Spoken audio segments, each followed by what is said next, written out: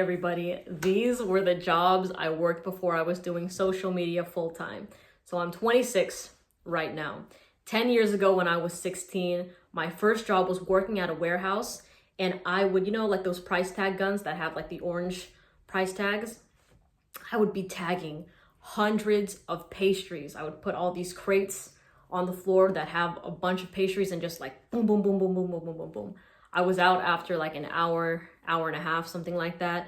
But if you go to 7-Eleven or any gas station and you see a Bear Claw or a Cheese and Berry Danish and there's that orange mark, that was me. Now, I think that they have a machine to do that. It's not manual labor anymore, but I worked that for 2 weeks because, well, I was paid under the table. So I was gonna go on vacation soon.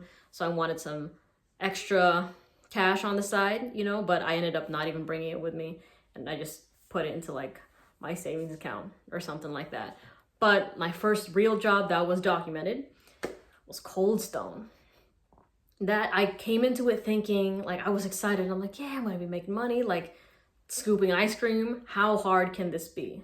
And then of course with the mopping and the cleaning, I understood that. I'm like, okay, you have to make sure a place looks nice. But the thing that shocked me was how mad grown men would get at me. Like, yeah, there was some like grown women as well, but it was mainly like grown men. And I was just like, when I look back at it now, I was 18 and they were just like mad about, like, not even about the ice cream, but just like taking out their day on like a minimum wage worker. And I was just, it really opened my eyes to people that just have no kind of class. You know what I mean? And I'm like, damn, this is weird. And sometimes people would lash out about the ice cream as if I was the manager, or not manager, the owner of the establishment.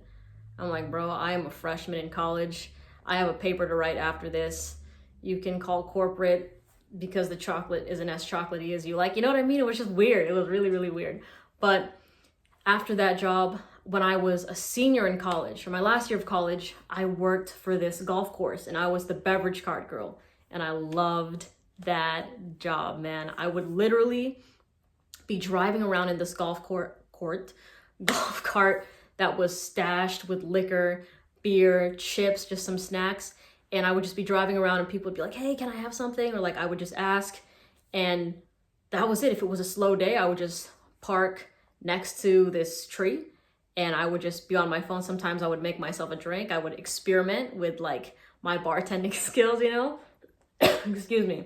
So sometimes they would have me doing the bartending at the clubhouse. Sometimes they would have me making fries and stuff, but it was a really chill job. I loved it. The tips were what blew my mind. I was like, man, people really got it like that. So super fun. My throat's itchy.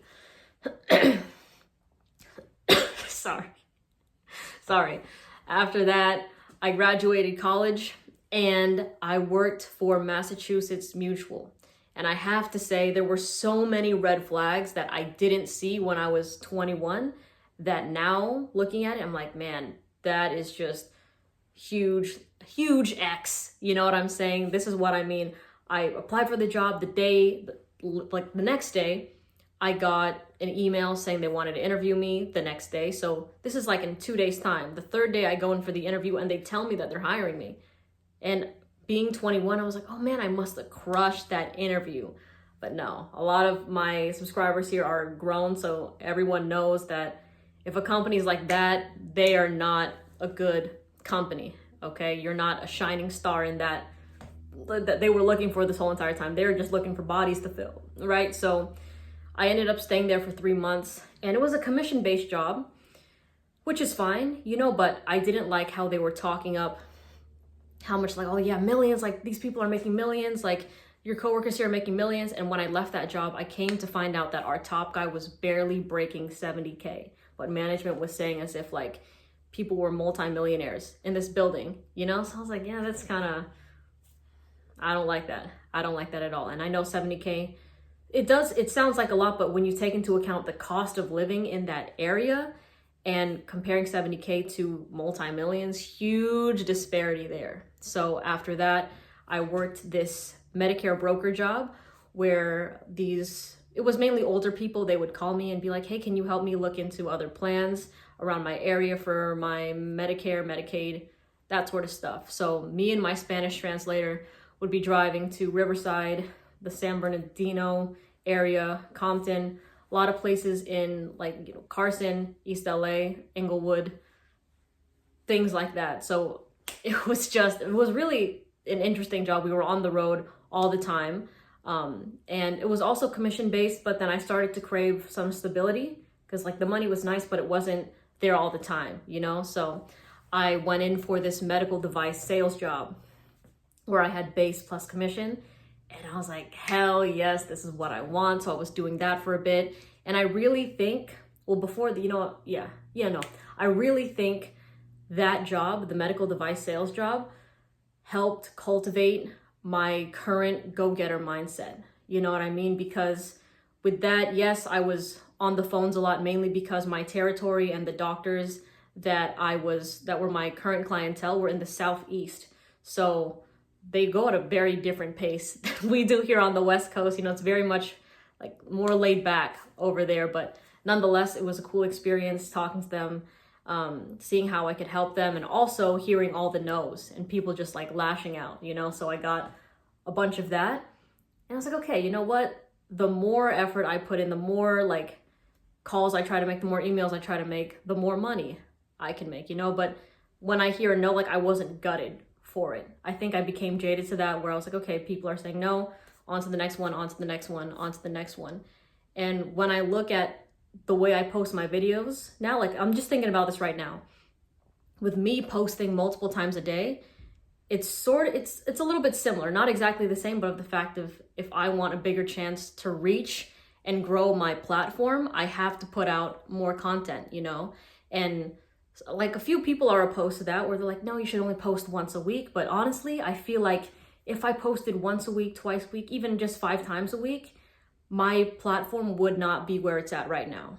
I don't think I would be like numbers wise where I currently am, So like my whole goal is to want to grow as, as fast as I possibly could and stuff like that. So I like that taught me the whole go-getter, fucking, if you want it, do it kind of thing, Didn't end up staying there for a long time, mainly because I was gassing up 2 to 3 times a week, and I would always be stuck in traffic. So like I told you, I was working with the East Coast, so I would be there around like 6 to 6:30, and I would get home around like 5:30, sometimes 6, and I was like, this is so ridiculous, If they were closer, different story. But anyways, after that, I worked with Bank of America, and that shit was a no-go. I worked with Bank of America when the pandemic was at a high. This was maybe around like June 2020, the summer of that time, and it was busy. So I did my best to stay cordial with people, but I was met with so much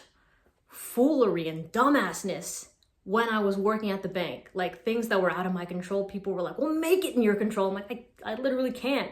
You know what I mean? So I saw a lot of entitlement from people with that job. And it was just that also kind of taught me that I don't have to play nice all the time. And I can just, like, I can stick up for myself. You know what I mean? I think a lot of the older generation is accustomed to, like, it's fine if the customer is like cussing you out and being like saying like ridiculous things to you. And like, cause I was receiving a bunch of like racist comments as well, like to my face with that. And I'm like, hell no, I'm not gonna stand for this, So I would stand up for myself. And I was like, yeah, I am going to back myself up. You know what I'm saying? And I wouldn't attack them with insults, but I'd be like, that's super unprofessional and things like that. So it taught me not to always have a smile on my face and try to coddle and baby people that are not interested in having a respectful conversation, So eye-opener, that one was an eye-opener. But after that, that's when I started posting on TikTok for fun. And the first day that I posted it, and I'm like, I think I can do this full time.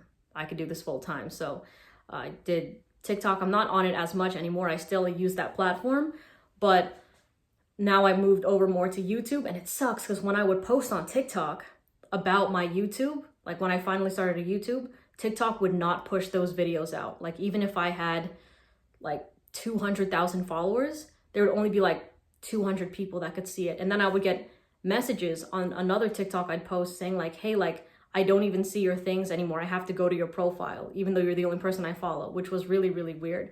So that's why I love YouTube. It's just, I could also take my time and talk. I don't have to rush it, and the app doesn't restrict me. But anyways, I don't know why I wanted to say all that, but I did. So I'm going to post it right now. Thanks for watching. See you later. Bye.